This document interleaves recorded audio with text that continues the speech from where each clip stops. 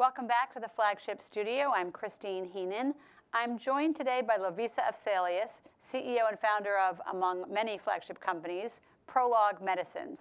Lovisa, thank you for being here.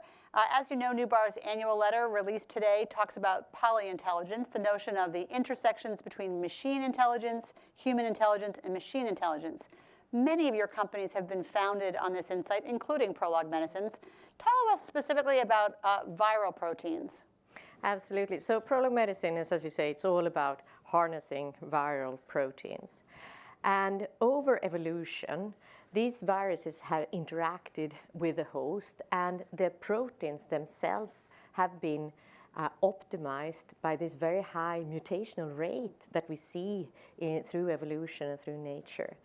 So every single protein, viral protein, has gone through many, many different iterations and variants, and we can actually study how they interact with the human host biology and literally turning them into powerful therapeutics.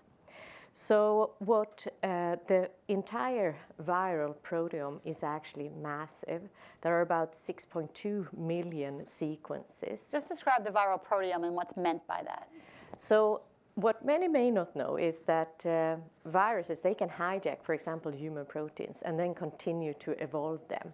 So the viral proteome is basically that collection of proteins that have been optimized. Exactly. Okay. And what we said was basically, instead of thinking about viruses as enemies, how can we think about them as our allies and leverage them as powerful therapeutics that have been optimized in the context of the host to be able to exert very powerful properties. What are some of the powerful properties that you see in viral proteins that are not existent in other forms of protein?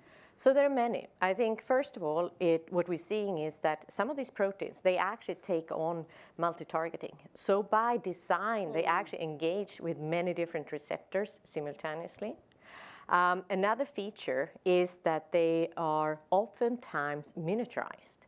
So because they have been in this evolutionary optimization loop, they have condensed down to just those critical segments that are needed to engage with a human receptor. And this, of course, can lead to better, for example, tissue penetration.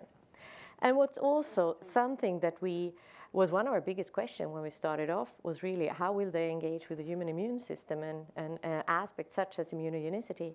And what we've seen so far is that as they have evolved in the context of a human immune system, they are actually able to interact with very low immunogenicity, which is another aspect, which actually turns that viral proteome into a pool of highly efficient novel therapeutics.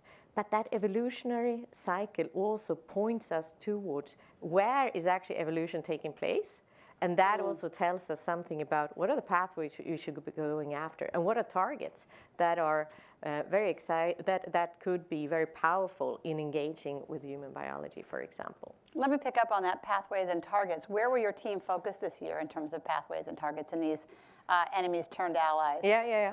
So we have focused a lot in the context of immunology, and we are engaging a lot with looking for powerful therapeutics towards diseases such as rheumatoid arthritis, IBD, etc. And we actually have our first candidate drugs being nominated early next year. So we're excited about moving forward with these proteins towards clinical development. In early 2026, you'll have drug candidates, you think?